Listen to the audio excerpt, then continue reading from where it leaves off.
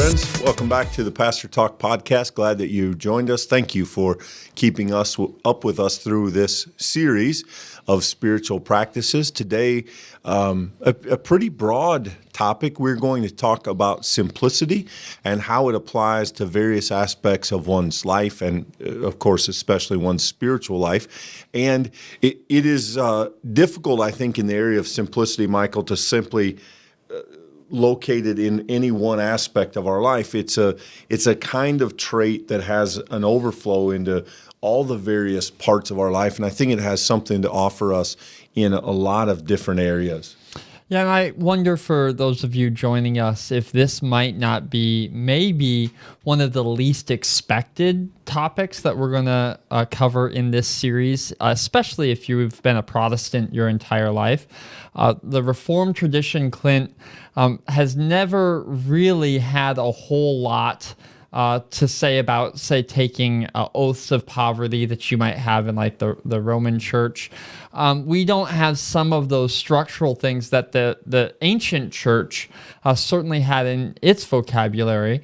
But then in other ways we do, and we'll talk a little bit about simplicity in worship. That's certainly a part of our tradition, and it goes all the way back to the founding of the Reformed stream of the faith.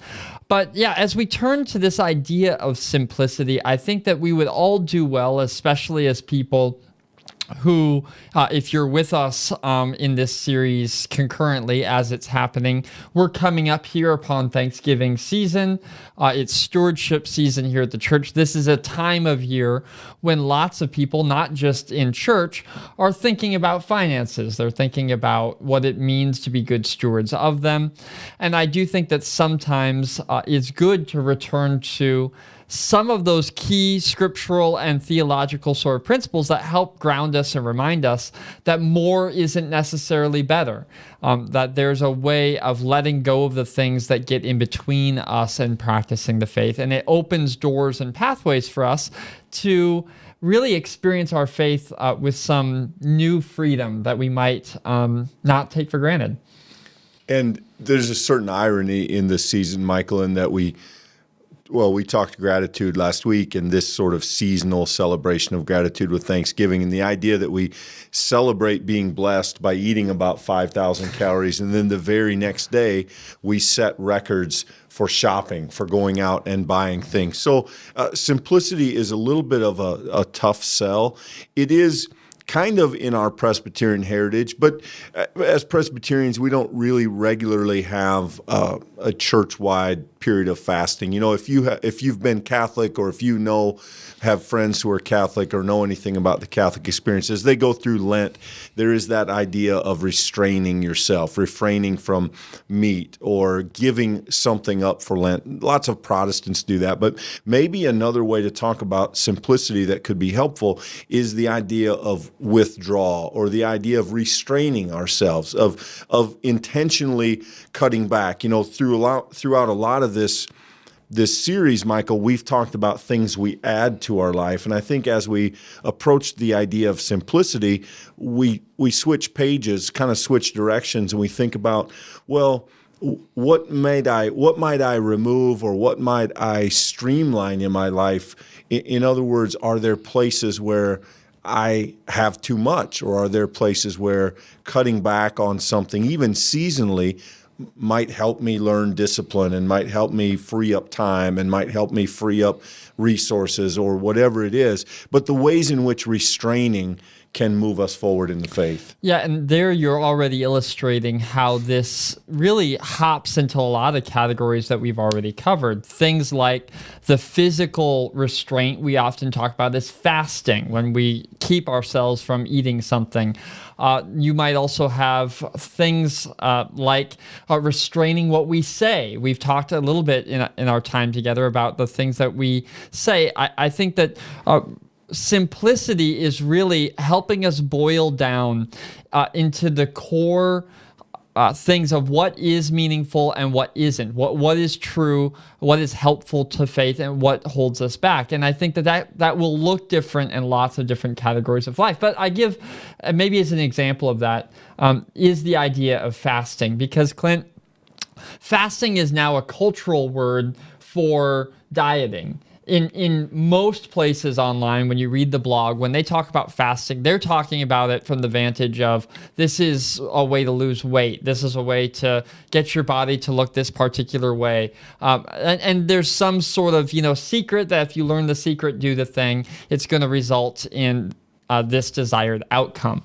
And that's not the purpose of simplicity. The purpose of fasting from the theological, spiritual perspective is really to help us see our life differently. That's been this overarching theme. And it's once again true here. The idea being that we discover the things that we've taken for granted are a thing that we could be aware of and be grateful for. We could return thanks to God, the Creator, who gives us this food, who gives us this reminder of daily provision. But also, and in addition to that, the absence of things in our life tends to sort of create space for us to actually begin to see God in new and creative ways. In other words, in the moment where we were eating junk food and sitting on the couch or whatever the thing was we were doing, just sort of taking for granted the resources we have, that can then lead to time in which we no longer doing such things, can set aside time to actually read scripture, to actually pray. Simplicity, in other words, not only helps us become more aware, but it creates a time and space in which we can have a new kind of awareness that we might not have had otherwise. I think that fasting is a good way to speak overall about this idea of restraining, this idea of cutting back, and there are lots of ways. Historically, that's been food. We've talked about a fast as a period of intentionally not eating or perhaps not eating some kinds of food, and that has gotten popular, but in the scripture, in the religious tradition of Christianity, that's not a health endeavor. It's not something that the idea was you'd lose weight or that you'd be healthier. The idea is that you would make sure that nothing had control over your life, including whatever it is that you eat day to day. And so a Christian would undertake usually a day, sometimes a couple days, sometimes even maybe just from, say, morning till evening, and then you'd break that with an evening meal. But it was an intentional period of restraint. And was it difficult? Well, in a day, you're not going to experience anything that you could really call hunger, but you will want to eat. And so the idea was that fasting also had a kind of discipline, a lesson of learning some discipline. I want to do this, but instead of just doing it, I'm going to refrain from doing it. And when I feel hungry, I might pray. I might read my scripture. I might do a lesson in the Bible. I might do something else.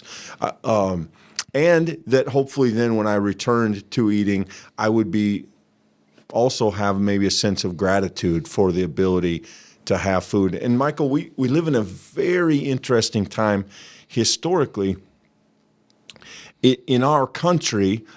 Historically, it was only those really who were of a wealthy class that could have ever been overindulgent with food. I mean, your average person in Jesus' day, they walk all day, they work, they don't have as much food as they can't just eat and eat and eat. The food that they eat is fairly healthy, fairly natural just by virtue of that time. And so historically, it was really kind of only that wealthy class that was generally accused of, say, overindulging or gluttony. We, at least in American society, have a very different experience, really from lower socioeconomic levels all the way up to very wealthy people. We all have access, generally speaking, to more than enough food, except maybe some who live at the very bottom levels of poverty in our country. But for the most part, this is a struggle that doesn't necessarily take care of itself naturally. If you are a middle class or even lower class household income, you probably still have a cupboard full of food. You probably still have the opportunity to lean into food more than you should and to let it become overly important in your life. And so fasting historically has been about food and our relationship with it, though it doesn't have to be. I mean, we can talk about fasting from television. We can talk about fasting from media. We can talk about vows of silence in which people say, I'm going to spend a period of an hour or 2 hours or maybe a 24-hour period where I'm going to be silent. I'm going to fast from words. And there are lots of things we can talk about cutting out of our life temporarily or seasonally to try and learn some of the lessons that fasting offers us. Yeah, I think we need to talk a little bit about some of those alternatives. And before we get there, I just do want to say one thing. We sometimes forget that there was a time when adolescents, those people who, of course, in Jesus' day, an adolescent became an adult far quicker than in our own time. But an adolescent would know what it would mean to truly wonder where their food was coming from, or to truly know this is the extent of food that I can eat. As somebody who's had virtue of working with lots of different students from lots of different families, even students whose families don't do incredibly well financially. I don't know of a single student who knows that daily process of, I don't know if I'm going to have food. I mean, that's something that was taken for granted in the ancient world that I don't think many of us can even comprehend. The idea that there is a hard limit of what you could eat today, that there isn't something else waiting out there. The store's not waiting there with food. It doesn't exist. If it didn't come from your garden, if you hadn't grown it, it's not there. And there's a kind of natural faith that arises out of that, Clint, that prayer. Give us this day our daily bread. To a person for whom daily bread is the reality, that is a persistent profession of faith. When the Goecki family sits down over a table where there's more than enough food than what we would be able to consume at that table, that prayer does seem different. When it's, I don't like the bread that you made today, Mom, right? It's not a question of would we have bread, it's did I like the bread? And I think that moves us into some of these other areas of life, Clint, where we are so often quick to judge the things that we have by whether we like them or not. I think television is a great example of that. Nobody could consume all of the television that happens every day. But we do have expectations. Well, I like that television. I don't like this television. And simplicity enables us in that place, or in what you read, or in what you wear, or all of these other areas of life, to consider, instead of it just being about our own metric of what we like or dislike, what we prefer or not prefer, we can begin to recognize with the sheer gratitude of, but yet I have this, and I have it because it's a gift of God. It's a gift that God has given to me, and therefore I'm called to be a steward of it. And that transformation, I think, flips it all upside down. It goes from I'm entitled to the things that I think I should have to I am blessed because God has given me this thing, regardless of what I feel about it. And that, I think, Clint, is where we begin to see simplicity drilling to the bedrock of what matters, away from the stuff that we might call preference, towards the stuff that shows us who God is and is therefore a constant that we can be grateful for. One of the things I appreciate about simplicity, and one of the things I think it offers us, is that it is intrinsically connected to other things in our life. So if we pursue simplicity in our finances, it's inevitably going to lead us down avenues of stewardship. If we practice simplicity in regard to our time, it is going to have to do with our management, our relationships. So simplicity, if we cut back, if we say, I don't need new things, these things that I have, it's going to teach us contentment. Mm-hmm. And simplicity is a doorway, I think, Michael, to many other spiritual realities, all of which, at least as I can understand them, are positive. And please understand that when we say simple. What we mean is that ability to kind of recognize when enough is enough. I have a huge appetite. I can eat and have always been able to eat a ridiculous amount of food. And when I got out of college and out of a situation in which I could do that day in and day out, and actually needed to kind of keep up the calorie requirements, I remember that one of the things I had to learn, I rarely feel full. I don't know what it is, but I would have to just realize, okay, you ate a plate of food, that was enough. And you may want more, but you don't need more. And it seems to me that simplicity, in very quote unquote simple terms, is wrestling with that question. What do I need versus what do I want? And in America, that's a difficult question because we generally have our needs met and our wants get put on the front burner all the time. So you're exactly right, Michael. We don't talk about having enough food. We talk about whether we like the food. In many parts of the world, whether you like it or not is just a completely foreign question. That's food. You like eating. You may or may not like the food. That it doesn't matter if you like it. It's your food today.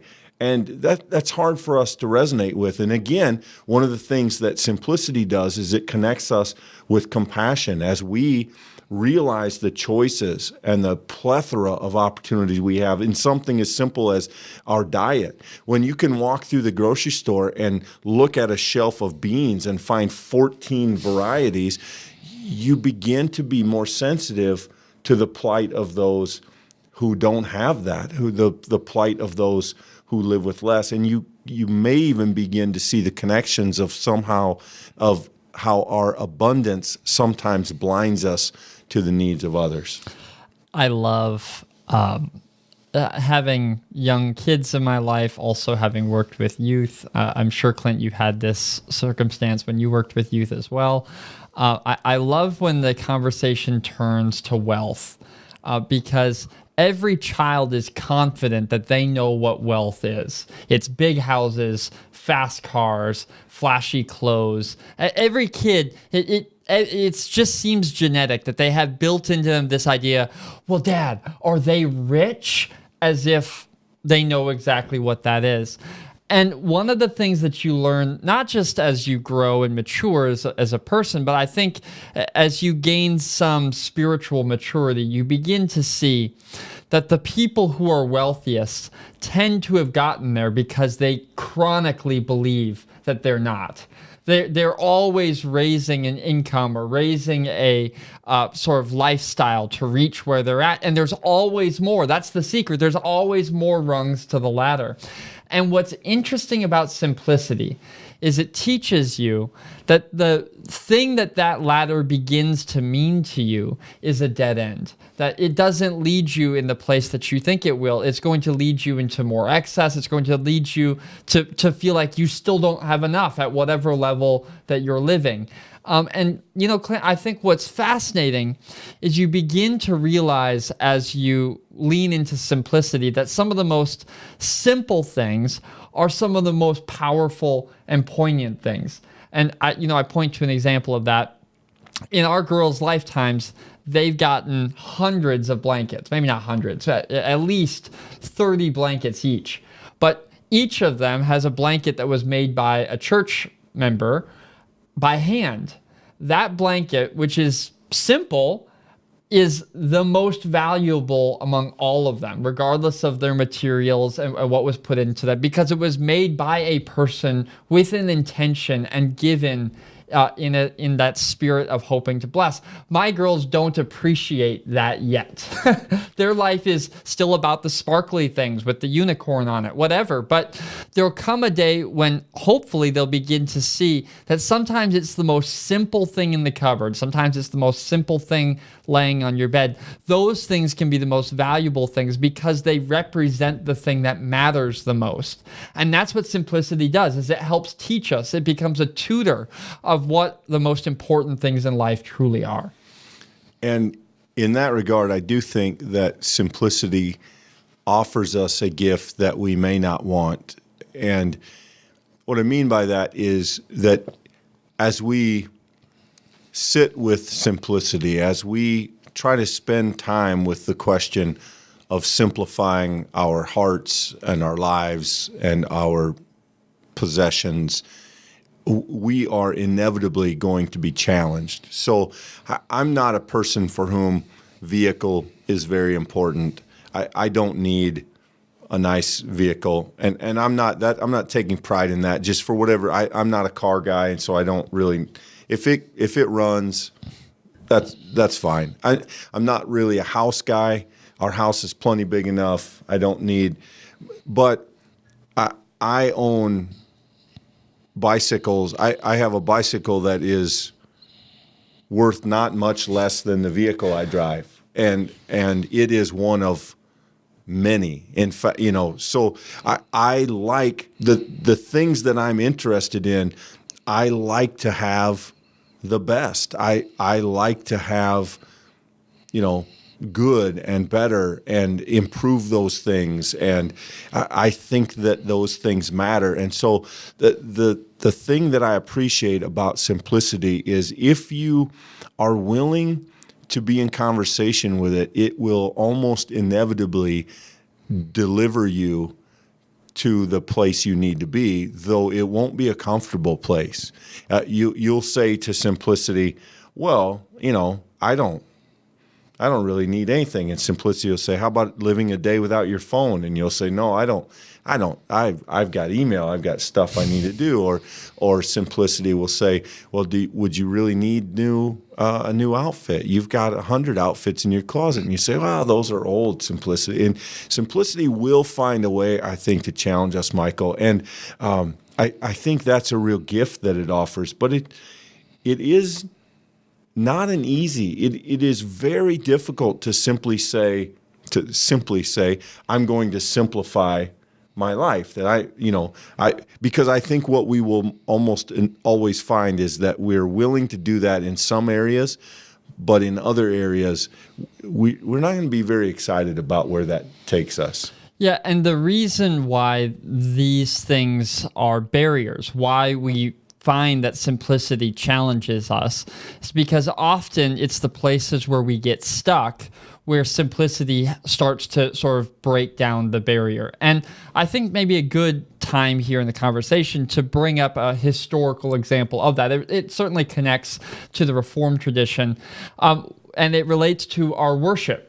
One of the things that the Reformers were really concerned about was ornamentation in sanctuaries, about the icons of Christians who had gone before, pictures, sort of gilded organs, beautiful, ornate sanctuaries. And the point that they made was that people would be tempted to go into the place of worship and worship the place and the stuff, and not the person to whom those things should be pointing. And so there was this whole outcry amidst the Reformers' work that we needed to clear out the sanctuaries, that there should be white walls in place of colorful golden walls, and that instead of putting a whole ton of different figures and sculptures in our places of worship, where we might be tempted to look to them instead of the God who we're worshiping, that our sanctuary should essentially be as simple and clean as possible. If you go out to the East Coast of the United States, you go to some of the older Presbyterian churches that still stand, you're going to find sanctuaries with big windows, white walls, and not much in the front of them, maybe a cross. And there was something inherent in that idea that we need to simplify our worship. We need to simplify our worship spaces because these extra things are getting in the way of the people and the God that they're trying to worship. That people are beginning to fixate too much on, hey, this statue that was made by this master artist, instead of the God who that master artist was trying to serve in creating it. And I wonder if that isn't in some ways a parable, Clint, for our lives, that we too get stuck in between these things that have begun to take on more meaning for us than they should. And we would do well to sort of hit that spiritual reset button and to find that, no, there really is something to less as opposed to more. I think historically, one of the benefits of being Presbyterian is that there have not historically been a lot of flashy Presbyterians. We typically aren't over the top kind of people. Our churches are generally not ostentatious. There would be decorative elements to them, but on the whole, Presbyterians have tried to live that out architecturally and in terms of our buildings and our space and even our worship. We've always been nervous to borderline obsessed with the idea that we would be paying attention to the wrong things too much. And there is a lesson in that, I think, for us, a certain caution. And I think as we try to bridge that general theme into each of our individual lives, the questions that simplicity would ask us would, I think, be along those lines. Is this something I need? Is there anything in my life that's getting too much of my attention? What does my time look like? What do my priorities look like? Could you look at my life and the days that it's lived out and apply the word simplicity? And on one hand, you could say, well, yes, I didn't go to Hawaii. I didn't do anything extravagant. But it's the inner question as much as the outer question. Am I making time? If I wrote down how I spend my days, is there a simplicity in it? If I think about relationships and how I treat other people, is it a simple? Do I approach that with a simple kind of willingness or desire to show love to other people? And simplicity is a difficult thing to talk about, Michael. But if you've ever had the benefit to be around somebody who enacted simplicity in the best way, they really are remarkable people. People who can enjoy things without being overly attached to them. People who can have things and quickly and easily part with them and remain generous in spite of having resources. And that is such a difficult balance to walk. And one of the things, even simple pursuits, even basic pursuits of simplicity, like periodic fasting or silence or giving up eating out for a season or whatever it might be, of waiting a month to buy whatever it is that's on our to-buy list. One of the things that those give us is that opportunity to take those steps. And I think as we do that, simplicity really awakens in us opportunities to learn what it means in a variety of areas of our life. Yeah, it invites us to consider that maybe the best way forward is also the hardest way forward, because it is far more difficult, in my experience, to pursue simple than it is to simply add more. It's easy to go to the store and find another thing to put in your cupboard. I found it's much harder. In fact, I would say for me, incredibly hard. I'm the kind of person who likes to put more stuff in the cupboard for later. Well, I might need it. I'd say my wife has the spiritual gift of being able to say, we don't need that, and it finds its way out the door. And what I've learned from watching her, and I think what I've been able to see as time goes on, is that sometimes getting rid of things or finding ways to cut things out would feel like that's the easy thing. But it's not. It's actually sometimes the hardest because we've allowed these things, our time, our schedules, our calendars, our budgets. We've allowed these things to take on meaning for us that, well, I'm a collector of this thing. And maybe you haven't collected it for years, but the idea that you're a collector of it means that you have to hold on to it. And it's hard. It feels like you're giving away a piece of you, or it feels like you're carving out a piece of what matters to you.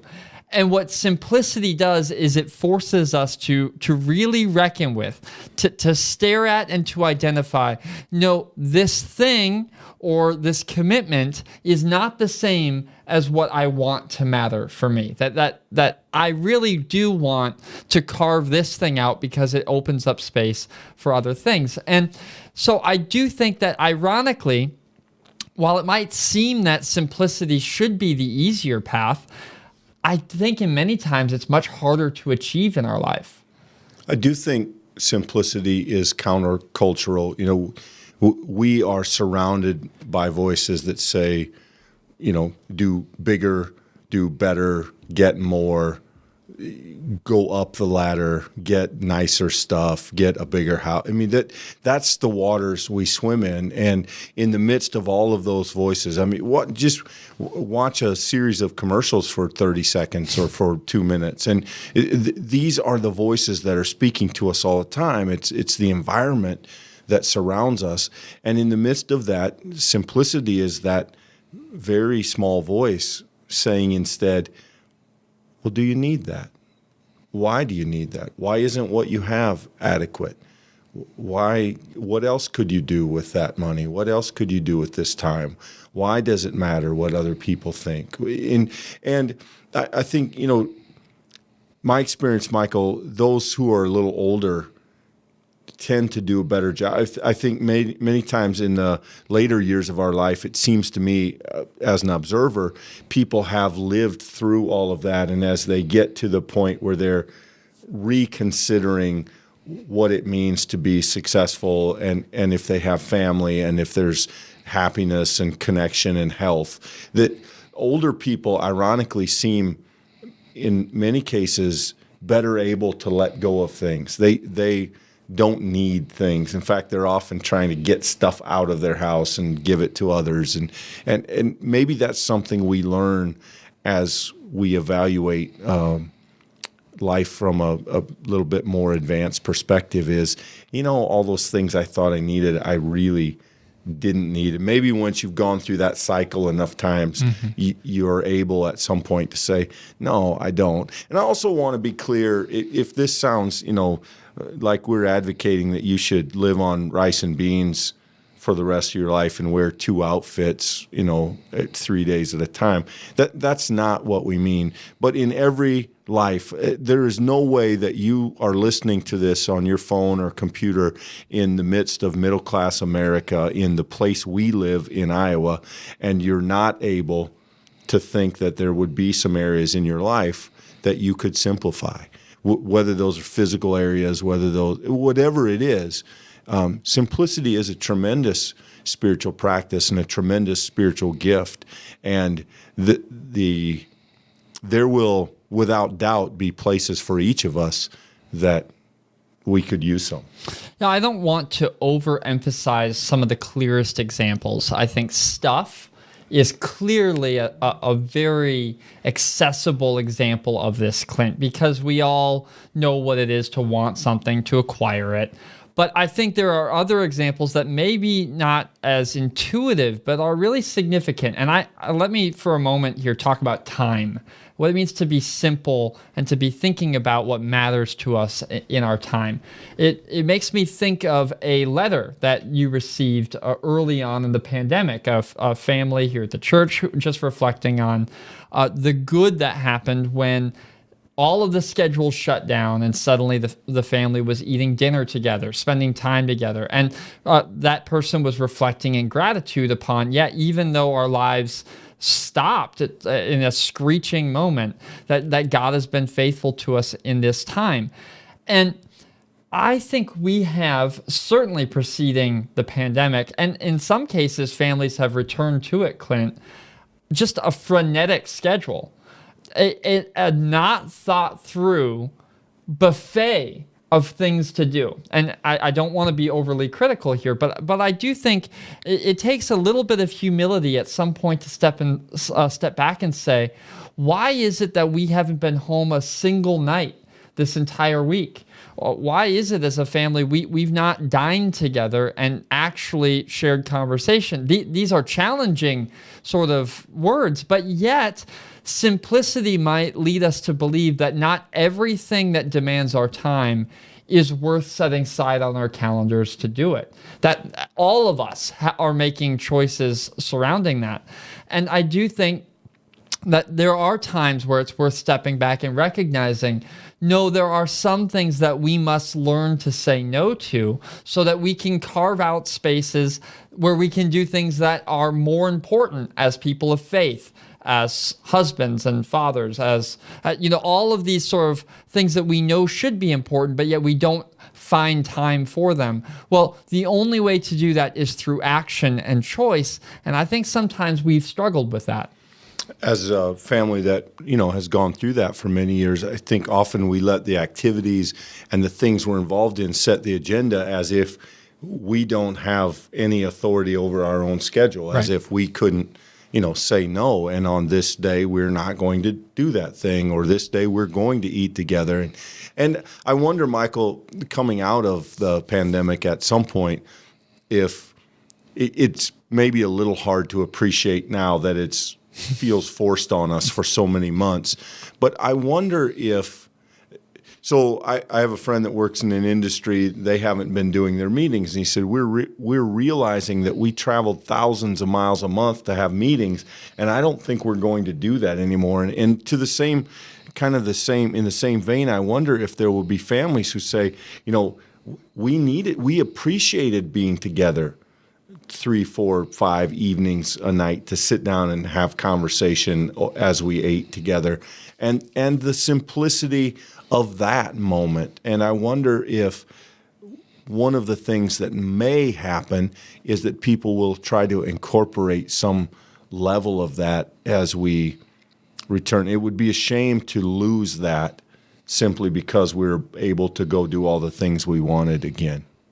Yeah, and there are others I'm mindful of who may be joining for this conversation who've been stuck in your house for months, and the simplicity feels more like a prison. And you're trying to find ways to stay interested and stay engaged. And you say, hey, yeah, simplicity isn't what it's cracked up to be.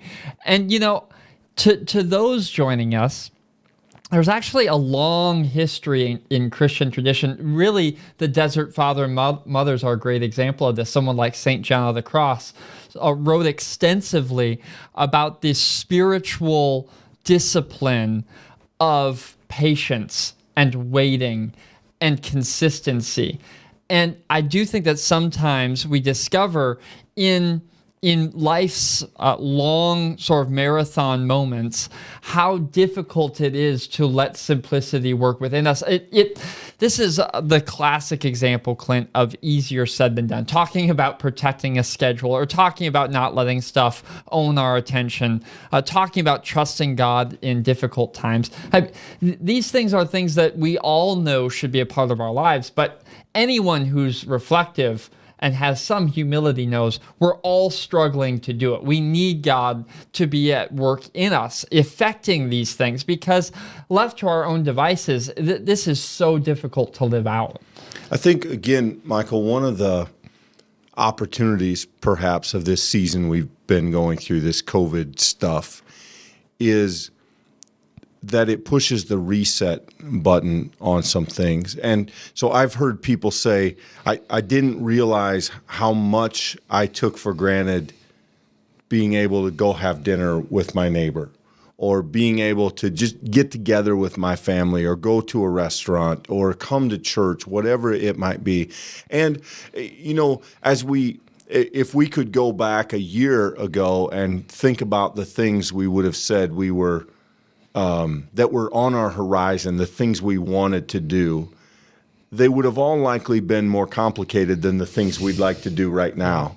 And there's a certain there's a certain upside to that because it maybe reminds us, having lost some of those things temporarily, reminds us of how much they matter to us. And they make us more grateful to say, maybe I didn't need that thing that I thought I did.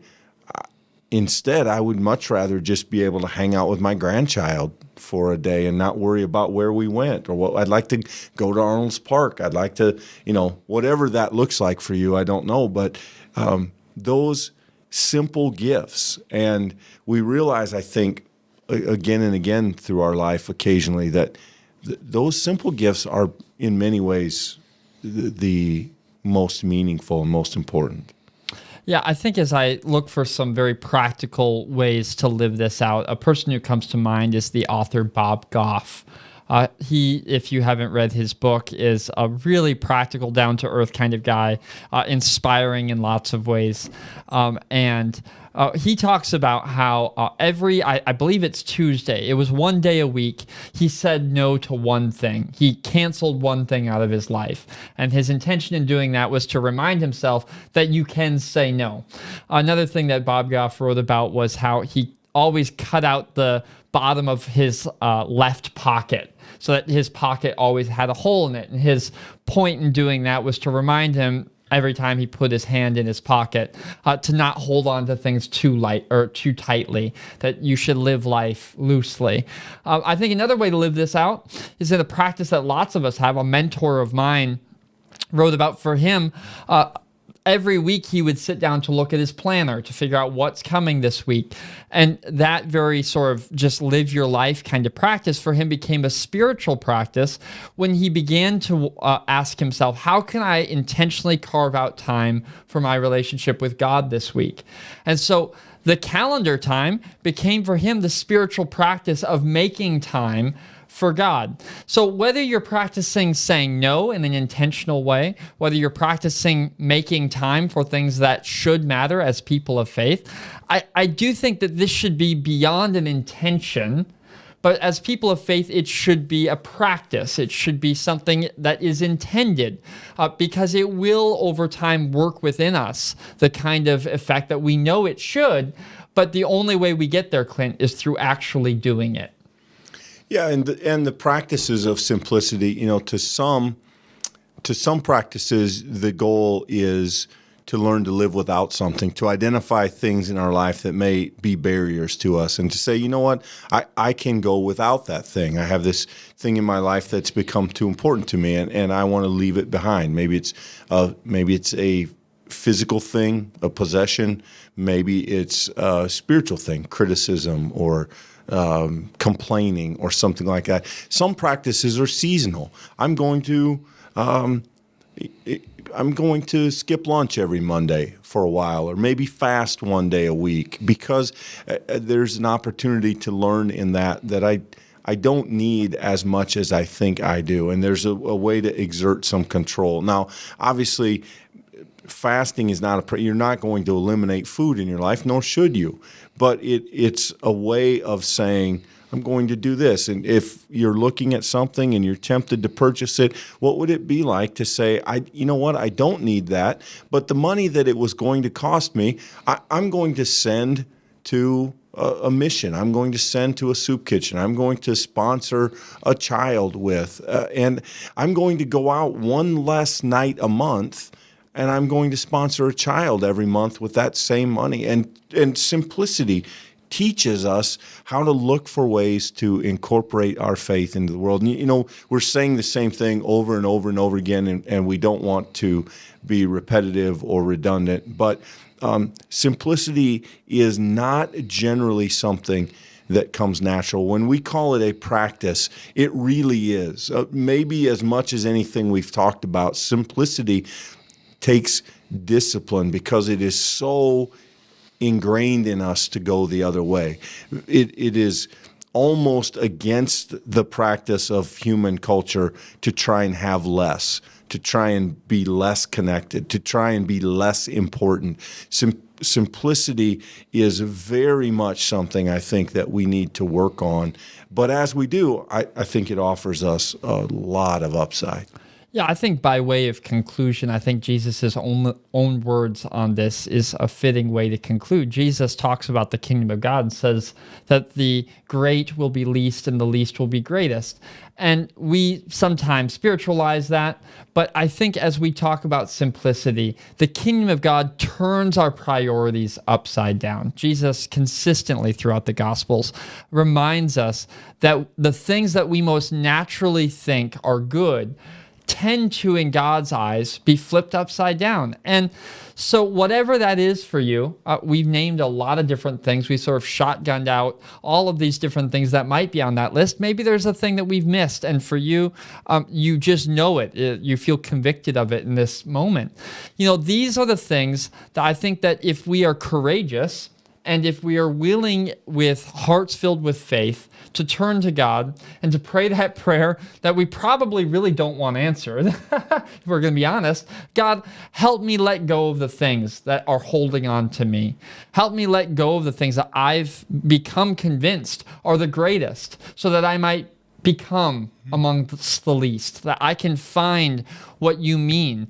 And if we allow ourselves to fall into that prayer, to fall into these arms of grace that God seeks to hold us in, and friends, I think what we're going to find is this overwhelming comfort to know that our life is far less on the edge than it feels like it is. Whatever that storm cloud that we might feel like is just behind us and we're just trying to stay ahead of it, that God is holding us and will be with us. And what we discover as we let go some of these other things is that a lot of the things that have been driving us, the voices that we sort of haven't known have been dominating our attention, they become quiet. The winds become calm. And like those disciples who are in the boat, and suddenly the winds cease, we see Jesus for who he is. He is Lord of all. And the simpleness of life can sometimes enable us to see that reality in a way that we couldn't have seen otherwise. Yeah, it's well said, Michael. And I think ultimately for the Christian, the sweet spot of simplicity is to own things without being owned by them, to enjoy things without depending on them, and to understand that of all, even the good things that are out there for us, none of them are to be the cornerstone of our life. None of them fulfill us, because that's the role of Jesus Christ. And if we're not careful, those very things can get in the way. And so as we move forward, certainly we have that balance between being, those ancient Christians that took a vow of poverty and those those other Christians who thought that being rich and wealthy and having everything was a proof that they had pleased God. Mm-hmm. And Presbyterians have, at our best, occupied that middle ground of saying we want to encounter the world and experience the world, and that is okay as long as it doesn't get in the way. And that's where simplicity sets a path for us through some challenging landscape. And so we hope there's maybe something in this conversation that spoke to you. And if you'd like to continue the conversation, as always, drop a comment, drop an email. We would love to keep that conversation going. I think I speak for Michael. Neither of us claim any expertise in any of these regards, but we do know something of the challenge of trying to enact some of these things and the challenge of trying to consider what it means to live as faithful Christians. And so as we do that together, we're grateful that you would spend your time being part of the conversation with us, and we hope it's helpful.